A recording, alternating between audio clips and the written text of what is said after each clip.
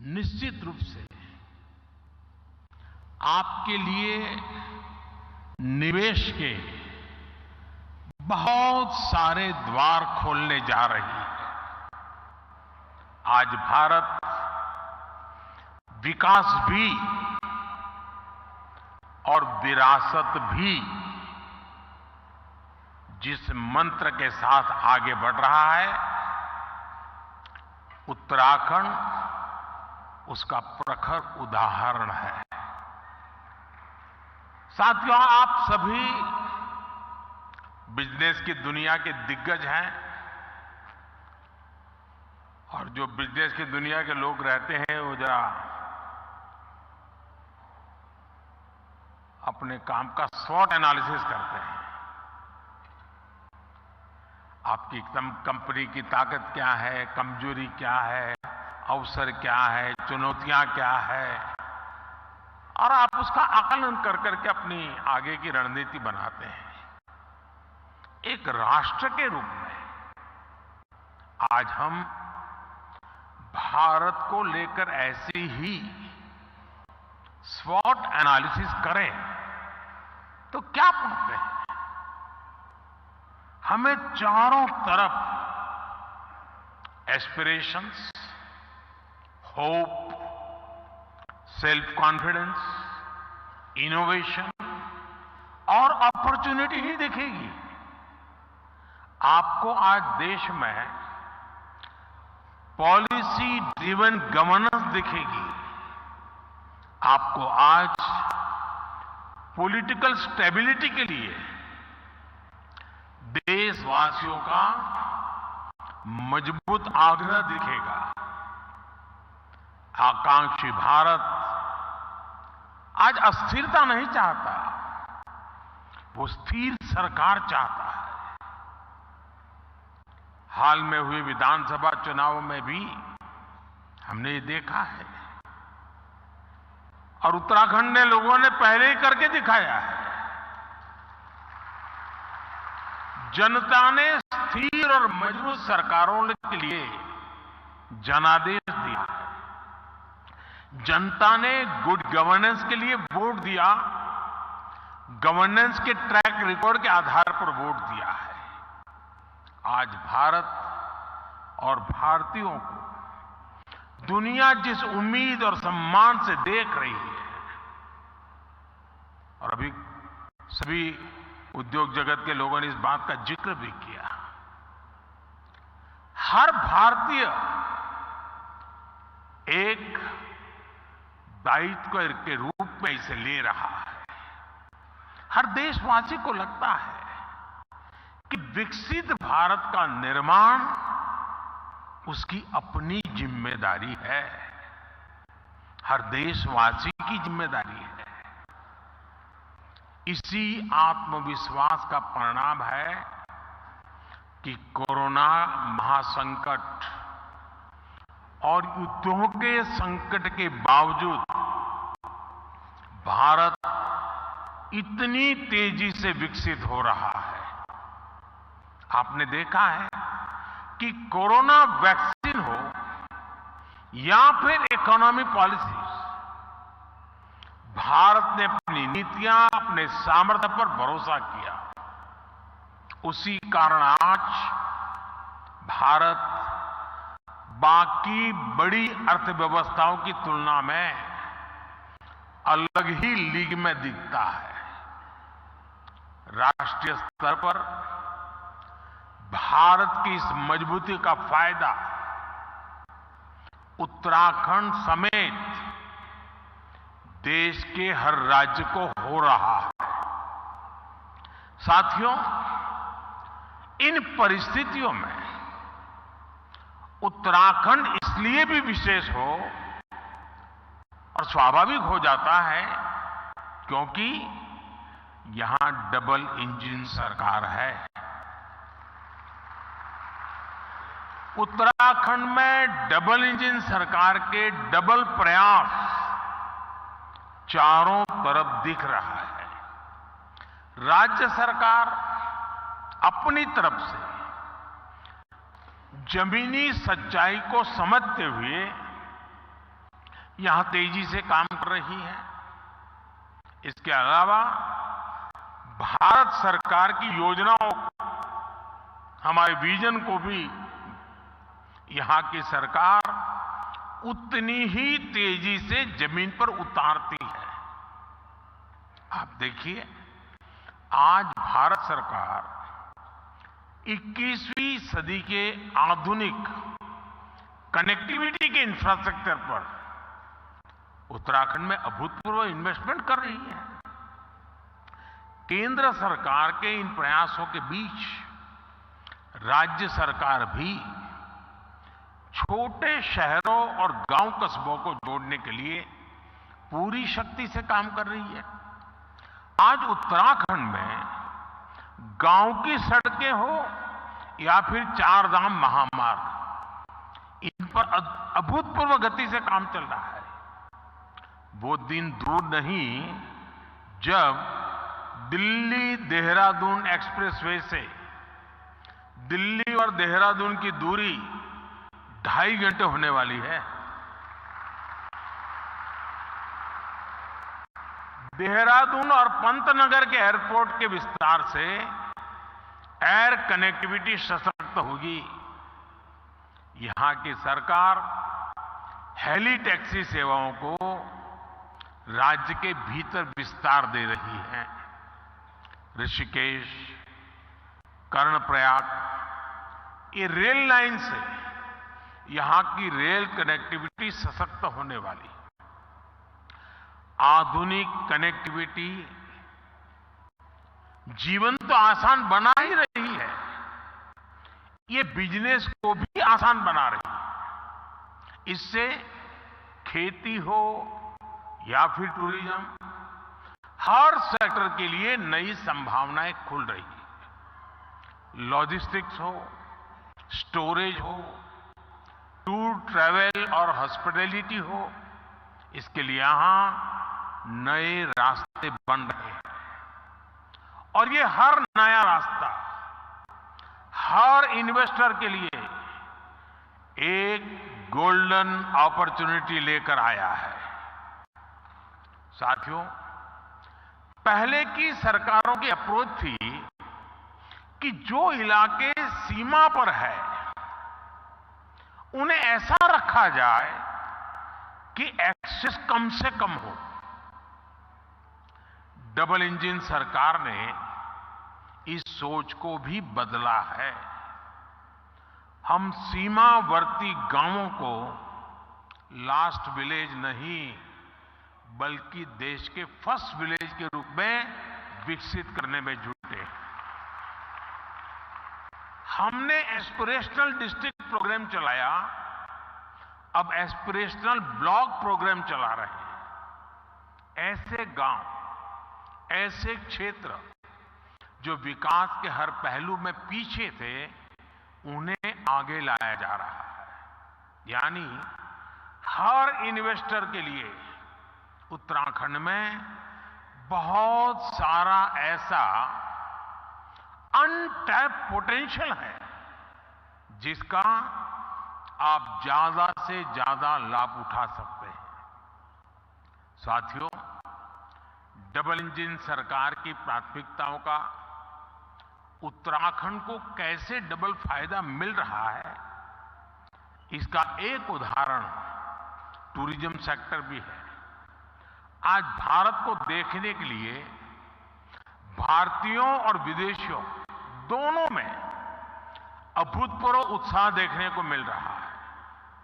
हम पूरे देश में थीम बेस्ड टूरिज्म सर्किट तैयार कर रहे हैं। कोशिश ये है कि भारत के नेचर और हेरिटेज दोनों से ही दुनिया को परिचित कराया जाए। इस अभियान में उत्तराखंड टूरिज्म का एक सशक्त ब्रांड बनकर उभरने वाला है।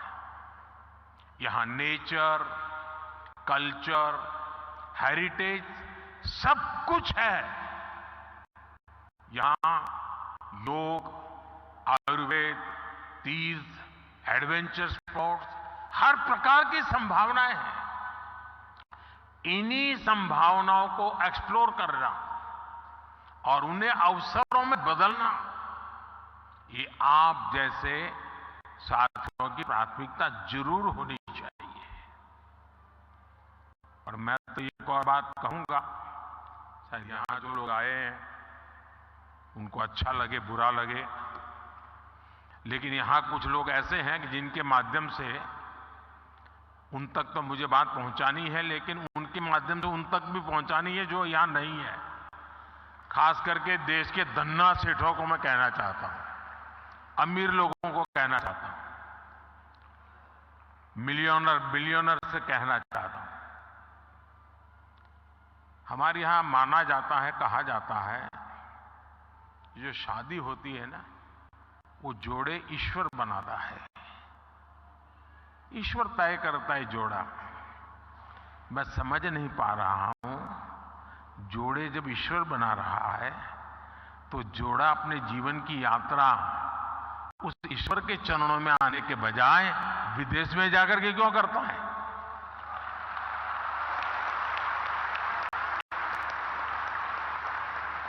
और मैं तो चाहता हूं मेरे देश के नौजवानों को, मेक इन इंडिया जैसे है ना, वैसे ही एक मूवमेंट चलना चाहिए, मेड इन इंडिया। शादी हिंदुस्तान में करो। ये दुनिया के देशों में शादी कर ले, ये हमारे सारे धन्ना सेठ आजकल फैशन हो गई है। यहां कई लोग बैठे होंगे, अब नीचे देखते होंगे।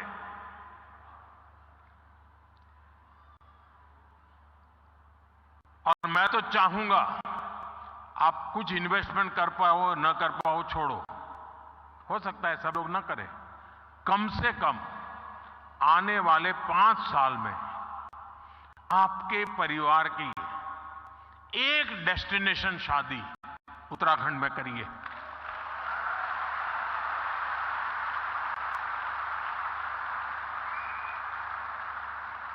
अगर एक साल में 5,000 भी शादियां यहां होने लग जाए ना, नया इंफ्रास्ट्रक्चर खड़ा हो जाएगा दुनिया के लिए, ये बहुत बड़ा वेडिंग डेस्टिनेशन बन जाएगा। भारत के पास इतनी ताकत है, मिलकर के तय करे कि ये करना है, हो जाएगा जी, इतना सामर्थ्य है। साथियों, बदलते हुए समय में आज भारत में भी परिवर्तन की एक तेज हवा चल रही है। बीते 10 वर्षों में एक आकांक्षी भारत का निर्माण हुआ है। देश की एक बहुत बड़ी आबादी थी जो अभाव में थी, वंचित थी, वो असुविधाओं से जुड़ी है। अब वो उन सारी मुसीबतों से निकल करके सुविधाओं के साथ जुड़ रही है, नए अवसरों से जुड़ रही है। सरकार की कल्याणकारी योजनाओं की वजह से 5 साल में 13.5 करोड़ से ज्यादा लोग गरीबी से बाहर आए हैं।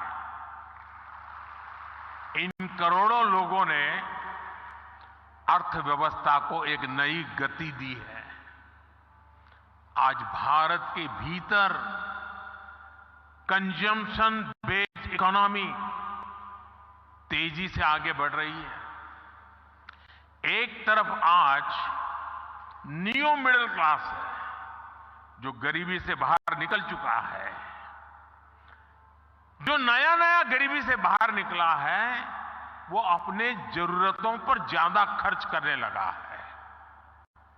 दूसरी तरफ मिडिल क्लास है जो अपनी आकांक्षाओं की पूर्ति पर, अपनी पसंद की चीजों पर भी ज्यादा खर्च कर रहा है। इसलिए हमें भारत के मिडिल क्लास की पोटेंशियल को समझना होगा। उत्तराखंड में समाज की ये शक्ति भी आपके लिए बहुत बड़ा मार्केट तैयार कर रही है। साथियों, मैं आज उत्तराखंड सरकार को house of Himalaya brand launch करने के लिए बहुत बहुत बधाई देता हूं। ये उत्तराखंड के लोकल उत्पादों को विदेशी बाजारों में स्थापित करने के लिए बहुत अभिनव प्रयास है। ये हमारी वोकल फॉर लोकल और लोकल फॉर ग्लोबल की अवधारणा को और मजबूत करता है। इससे उत्तराखंड के स्थानीय उत्पादों को विदेशी बाजारों में पहचान मिलेगी, नया स्थान मिलेगा। भारत के तो हर जिले, हर ब्लॉक में ऐसे प्रोडक्ट हैं जो लोकल हैं, लेकिन उनमें ग्लोबल बनने की संभावनाएं हैं।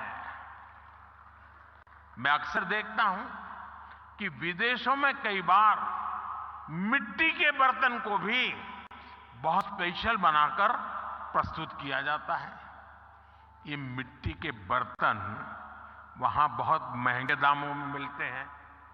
भारत में तो हमारा विश्वकर्मा साथी ऐसे अनेक बेहतरीन प्रोडक्ट्स पारंपरिक रूप से बनाते हैं।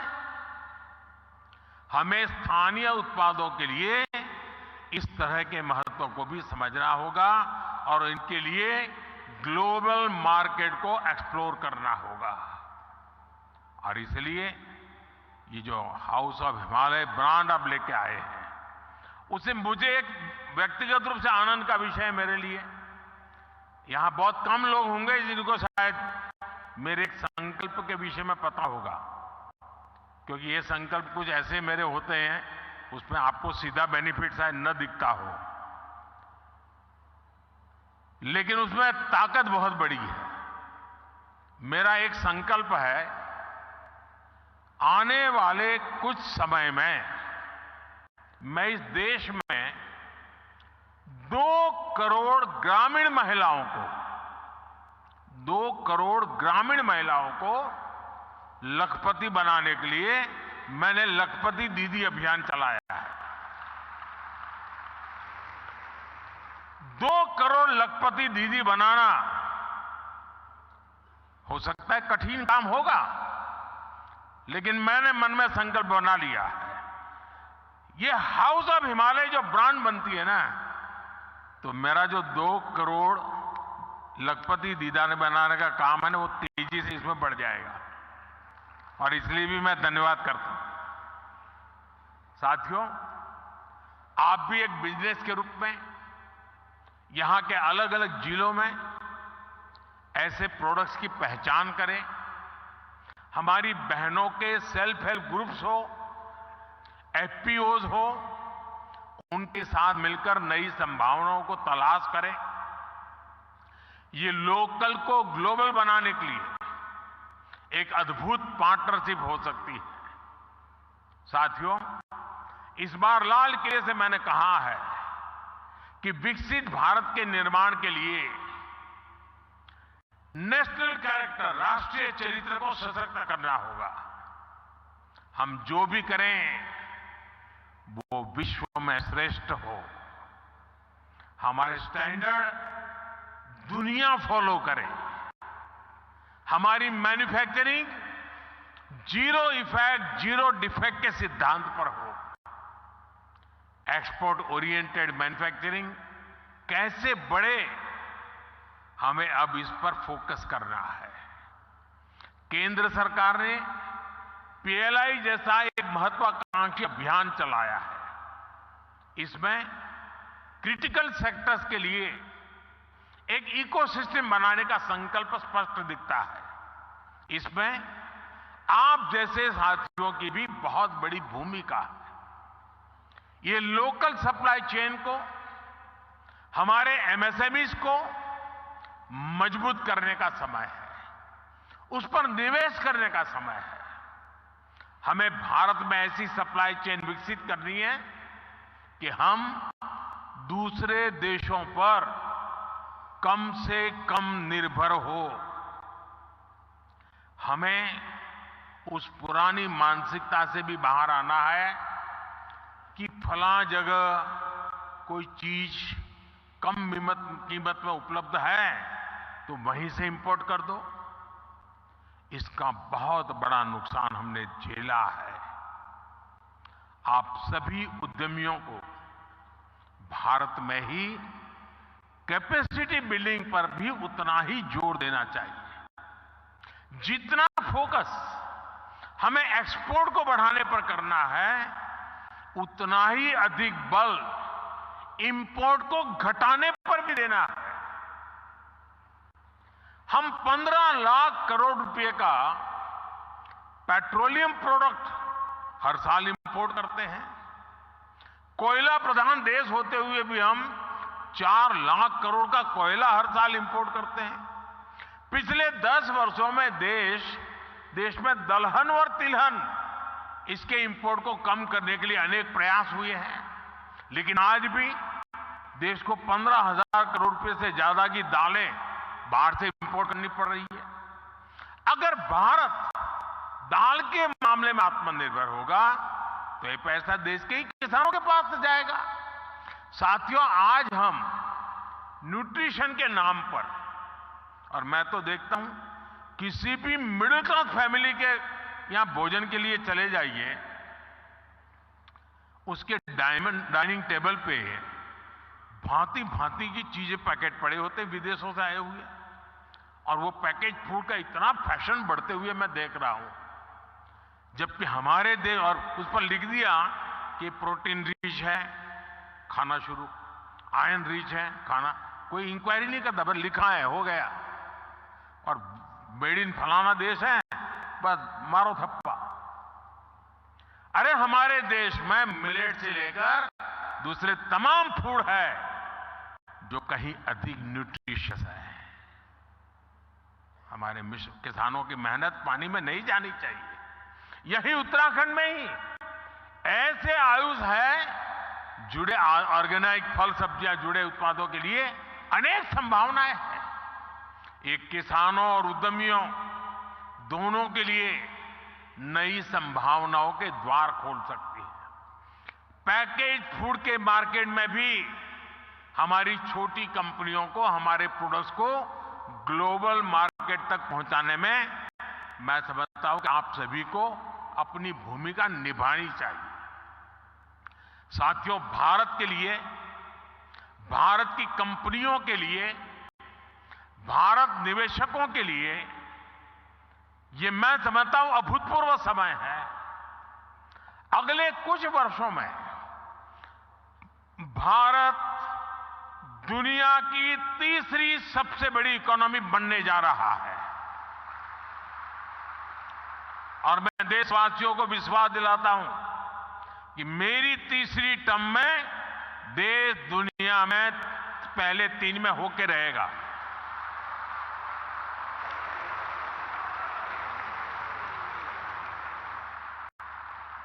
स्थिर सरकार, सपोर्टिव पॉलिसी सिस्टम, रिफॉर्म से ट्रांसफॉर्म की मानसिकता और विकसित होने का आत्मविश्वास, ऐसा संयोग पहली बार बना है। इसलिए मैं कहता हूं यही समय है, सही समय है, ये भारत का समय है। मैं आपका आह्वान करूंगा, उत्तराखंड के साथ चलकर अपना भी विकास करिए और उत्तराखंड के विकास में भी सहयोगभागी जरूर बनिए। और मैं हमेशा कहता हूं, हमारे यहां सालों से एक कल्पना बनी हुई है, बोला जाता है कि पहाड़ की जवानी और पहाड़ का पानी पहाड़ के काम नहीं आता है। पहाड़ की जवानी और पहाड़ का पानी पहाड़ के काम नहीं आता है। जवानी रोजी रोटी के लिए कहीं चली जाती है, पानी बह करके कहीं पहुंच जाता है।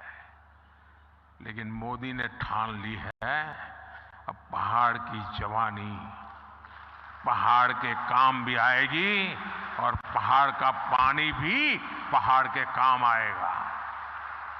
इतनी सारी संभावनाएं देख करके मैं संकल्प ले सकता हूं कि हमारा देश हर कोने में सामर्थ्य के साथ खड़ा हो सकता है, नई ऊर्जा के साथ खड़ा हो सकता है।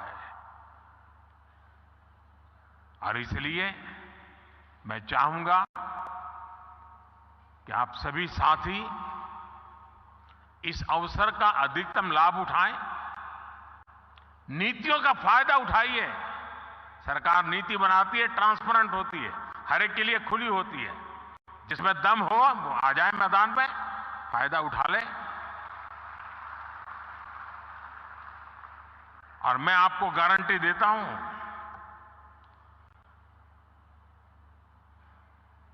जो बातें हम बताते हैं उसके लिए हम डट करके खड़े भी रहते हैं, उसे पूरा भी करते हैं। आप सभी इस महत्वपूर्ण अवसर पर आए हैं। उत्तराखंड का मुझ पर विशेष अधिकार है, और जैसे कईयों ने बताया कि मेरे जीवन के एक पहलू को बनाने में इस धरती का बहुत बड़ा योगदान है।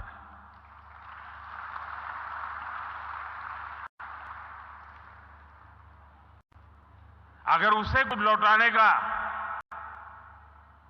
अवसर मिलता है तो उसका आनंद भी कुछ और होता है। और इसलिए मैं आपको निमंत्रित करता हूं, आइए इस पवित्र धरती की चरण माथे पर लेकर के चल पड़िए। आपकी विकास यात्रा में कभी कोई रुकावट नहीं आएगी। ये इस भूमि के आशीर्वाद है। बहुत बहुत धन्यवाद, बहुत बहुत शुभकामनाएं। बहुत